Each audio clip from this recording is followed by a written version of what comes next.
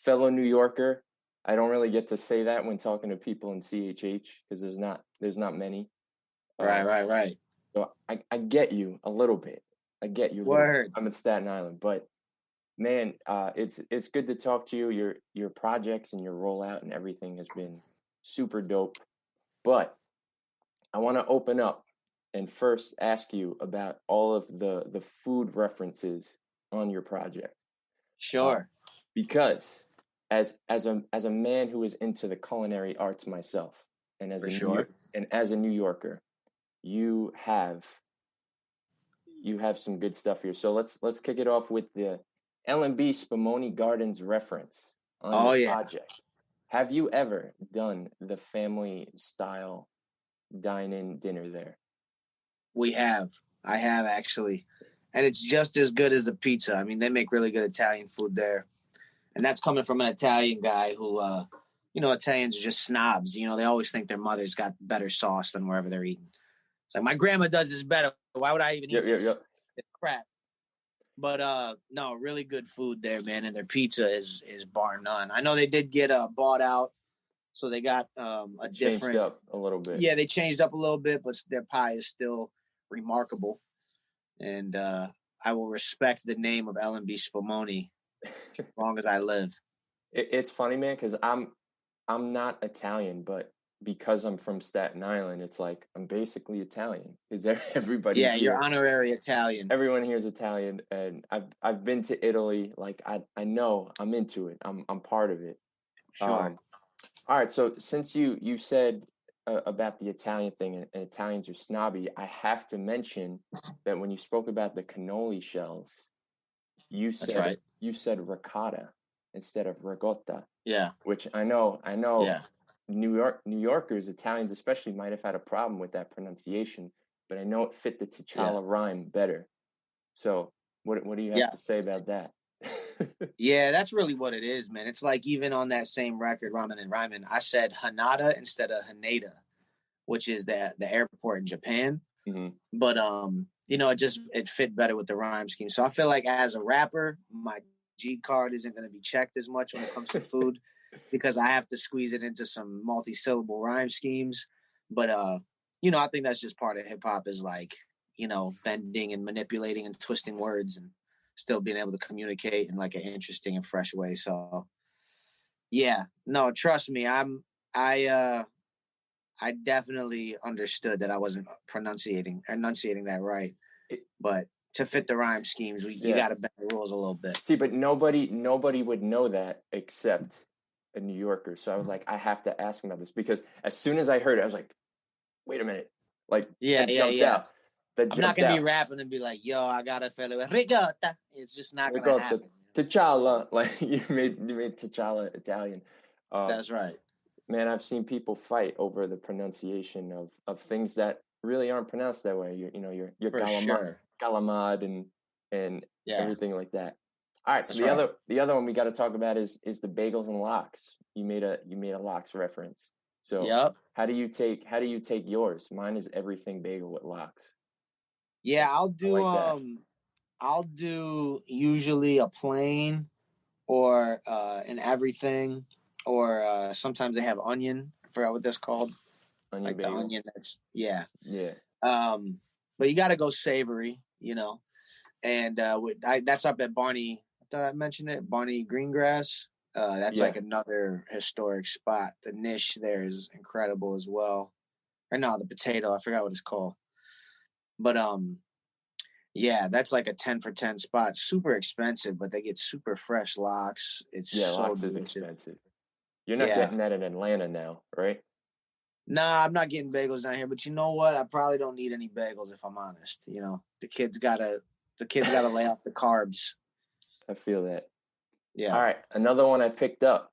You snuck in an artichoke reference by saying it in Italian. Yeah, that's right. Carciofi, is that how you say it? Carciofi? Yeah. Well, it depends on. Again, this is one of those things that's regional.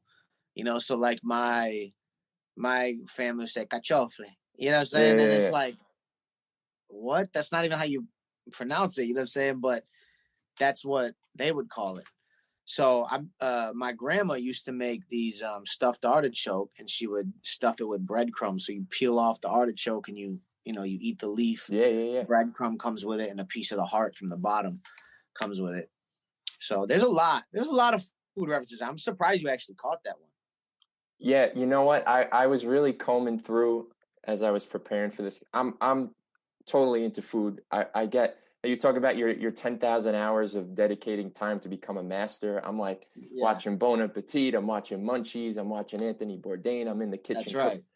watching I'm in the kitchen cooking all the time. Like food is really like my passion thing here. So every Oh, time bet. I'm hearing something and I'm like, I know this. And it's funny because Thanksgiving was the first time I ever made artichoke. So Wow. as I was combing through and I was like, all right, what is he saying with the macaroni? I was like, what is that? So I looked it up and I was like, artichoke. That's This right. is something I know. I just ate it. That's right. And I've made it actually 2 times since Thanksgiving. Oh, tight. So I was excited. And I was like, I know nobody is gonna ask Andy anything about any of this stuff ever. So That's right. I'm gonna Well, be that guy. that's why I'm making a video soon that's gonna explain all the food references. Oh, So I nice. think we're shooting that Tuesday to like walk through all the spots that I mentioned in Ramen and Ryman. Nice. Oh, I gotta get this out before then though. I gotta beat you to Yeah. the punch. All right.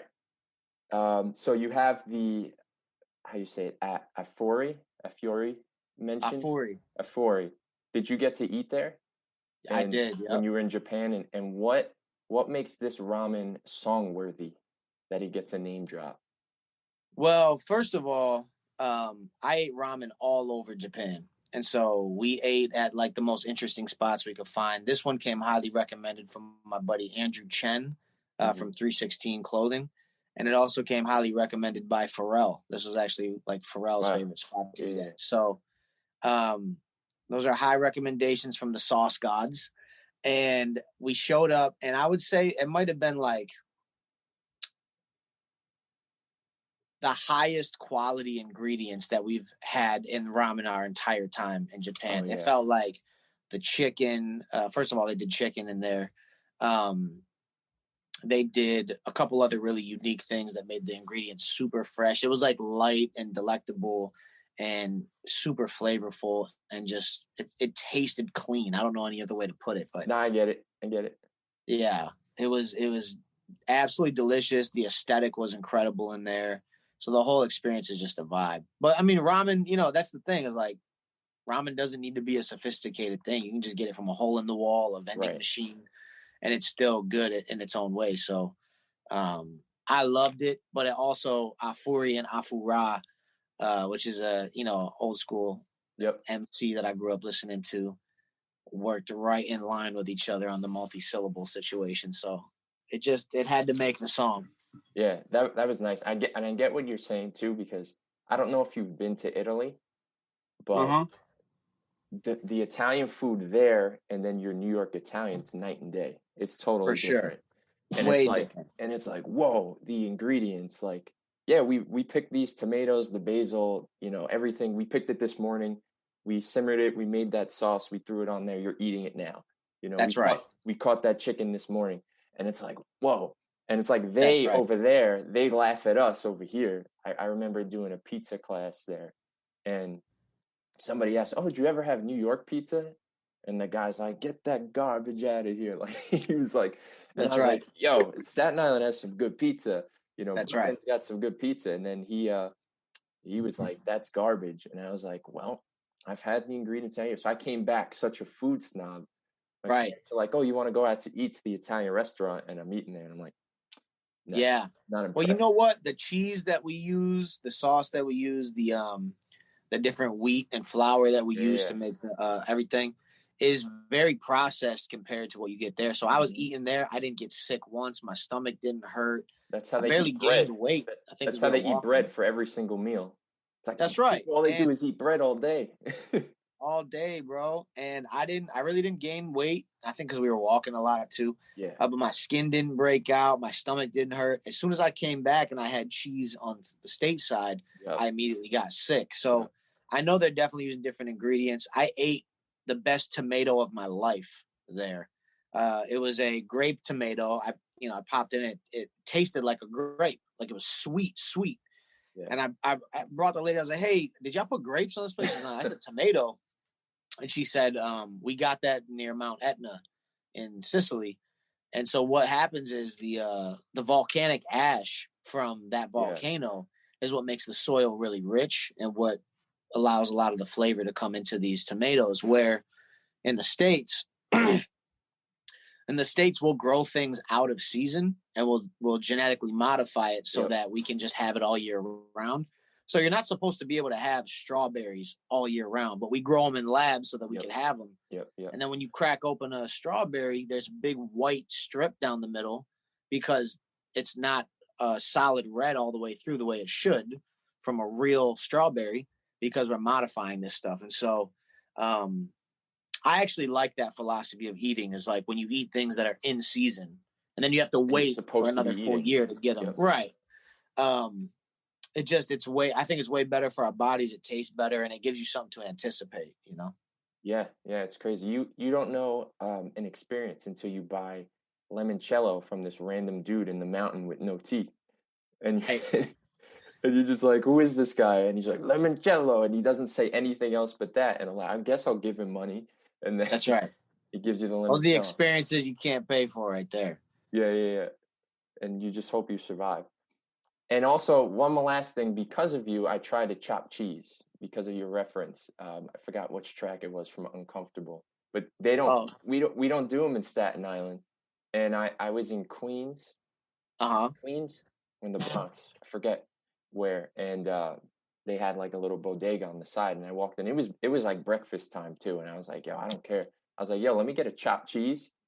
Man, I know why that's in a song now. I get it. Yeah, it's one of those things like, this isn't super healthy for me, but you got to have it sometimes.